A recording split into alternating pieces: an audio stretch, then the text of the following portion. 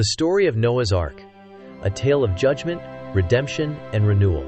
The story begins in a time when humanity had grown corrupt and wicked. The earth was filled with violence, and people had turned away from God's ways. Displeased with humanity's evil deeds, God decided to bring about a great flood to cleanse the earth. However, Noah, a righteous man who walked with God, found favor in his eyes. God spoke to Noah and revealed his plan to flood the earth and destroy all living creatures. However, he instructed Noah to build a large ark to save himself, his family, and representatives of all living creatures. The ark was to be made of gopher wood, with specific dimensions: 300 cubits long, 50 cubits wide, and 30 cubits high. It was to have 3 decks, a roof, and a door on the side. God also commanded Noah to gather pairs of every kind of animal, both male and female, to preserve their species. 7 pairs of clean animals and birds were to be taken, while 1 pair of unclean animals would suffice. Noah was also told to store food for his family and the animals.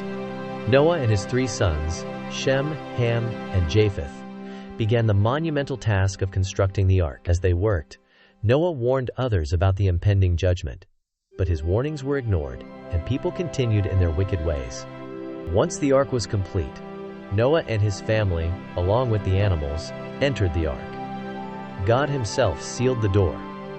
Then, the heavens opened, and rain began to pour. The fountains of the deep burst forth, and the floodwaters rose, covering even the highest mountains. For 40 days and 40 nights, the rain continued, wiping out every living thing on the land. The ark floated on the waters for 150 days.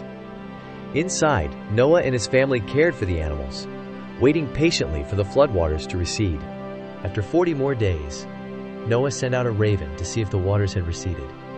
The raven flew back and forth but found no place to land. Then Noah sent out a dove, but it too returned, finding no dry ground. 7 days later, he sent the dove again, and this time, it returned with a freshly plucked olive leaf, signaling that the waters were receding. After another week, Noah sent the dove out once more, and it did not return. God remembered Noah and caused a wind to blow over the earth, causing the floodwaters to subside. The ark came to rest on the mountains of Mount Ararat. When the earth was dry, God commanded Noah to leave the ark.